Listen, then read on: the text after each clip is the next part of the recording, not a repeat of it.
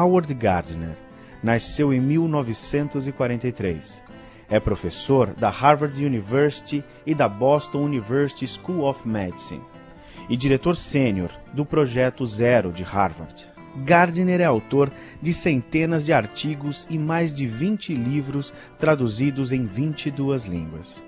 Recebeu inúmeros prêmios e títulos honorários em 20 universidades em diversos países.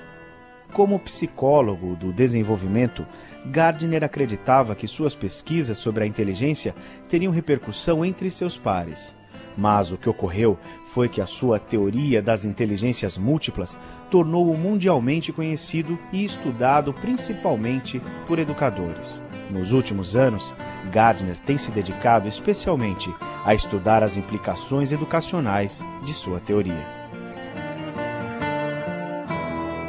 Quando nós conversamos a respeito da teoria das inteligências múltiplas, uma das coisas mais essenciais é entender por que o Gardner não chamou essas inteligências de talentos.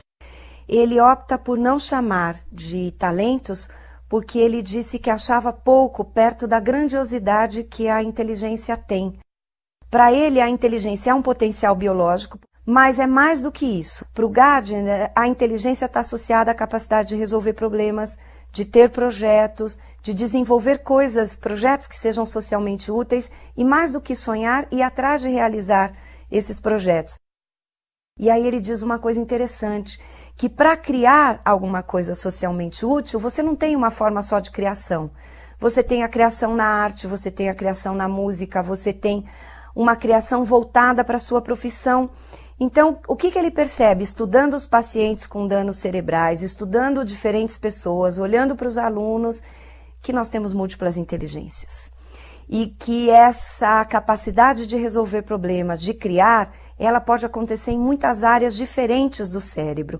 É aí que todas as pesquisas dele se juntam e ele diz, é quase nas vésperas de publicar Frames of Mind que eu digo, não é para chamar de talento, é para chamar de inteligências mesmo, são múltiplas. Gardner sempre foi interessado pela arte e música em particular, tendo sido, inclusive, pianista e professor de piano. Por que a arte raramente aparece nas pesquisas sobre o funcionamento da mente humana? Aí está o início dos estudos que o levaram à teoria das inteligências múltiplas. Gardner passa a realizar pesquisas na área da neurologia, estudando onde estão localizadas no cérebro algumas faculdades, como a fala ou a capacidade de ver. Essas pesquisas são feitas a partir de pessoas que sofreram danos cerebrais e perderam parte de uma faculdade. Então se pergunta, será que há um lugar especial no cérebro para as artes? Para a linguagem ou para questões que envolvam a lógica? Ao final de 20 anos de estudo, Gardner tem um trabalho pronto a ser publicado, quando é procurado pela Fundação Europeia Bernard van Leer, com um desafio. Como essas pesquisas sobre a cognição podem auxiliar na educação?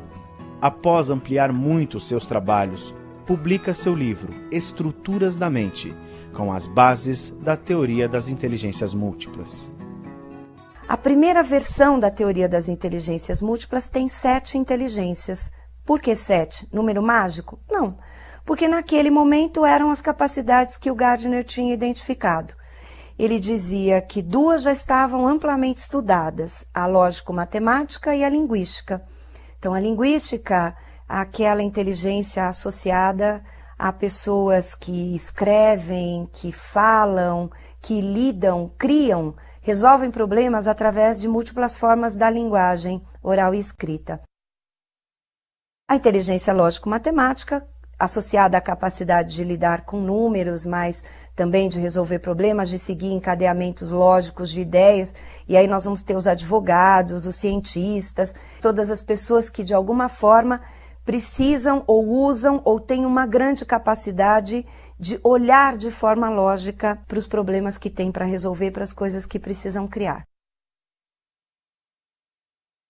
Além dessas 2, que o Gardner dizia amplamente estudadas exatamente porque o Piaget estudou amplamente a inteligência lógico-matemática e Chomsky e outros pesquisadores a inteligência linguística, nós temos a inteligência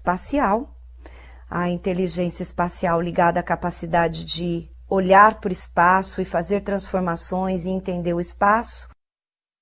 A inteligência corporal sinestésica, presente em todos aqueles, ou manifesta em todos aqueles que fazem do corpo o veículo para a manifestação do pensamento, da criação, da arte.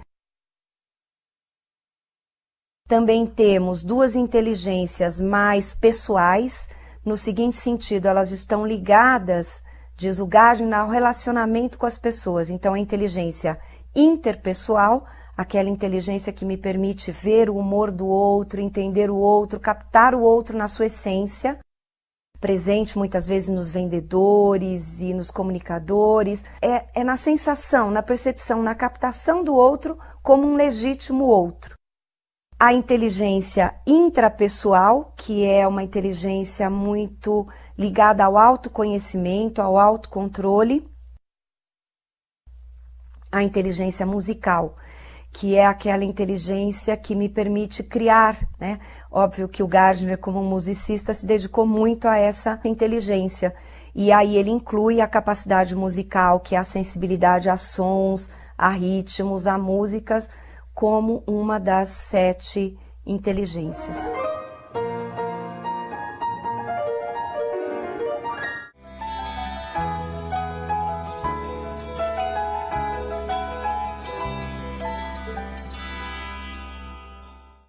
Duas coisas são importantes de nós falarmos. A primeira é que o Gardner já disse que infinitas não são, porque depois de um tempo, todas as inteligências, ou 8, 9 inteligências que você conseguir mapear, elas serão suficientes para explicar todas as capacidades humanas, todas as atividades humanas.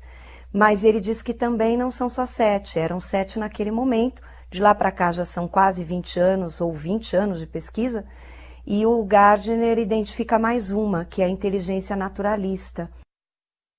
A inteligência naturalista, ela seria uma inteligência muito fortemente presente nos ambientalistas ou nos estudiosos do ambiente ou nos paisagistas, pessoas que são capazes de perceber no ambiente, mas ambiente pensado como meio em que se vive, não necessariamente todo o espaço, coisas que outras pessoas não percebem.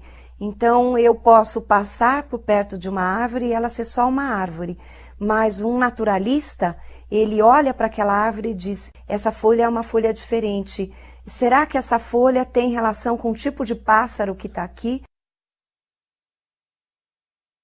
Existe uma outra inteligência que o Gardner diz que, por enquanto, ele prefere chamar de meia inteligência, embora tenha uma briga bastante interessante aí, que é a inteligência espiritualista para alguns ou existencialista para outros. Essa inteligência que seria mais transcendental, a capacidade de lidar com as questões de vida e morte, de meditação, o autocontrole, a explicação do cosmos.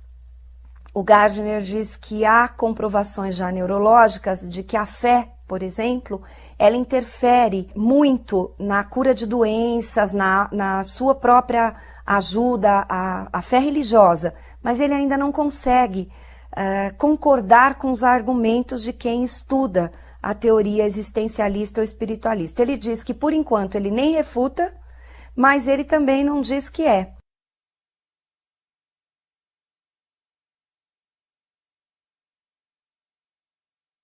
E aqui no Brasil, alguns pesquisadores, né, trouxeram uma outra possibilidade, que foi a inteligência pictórica.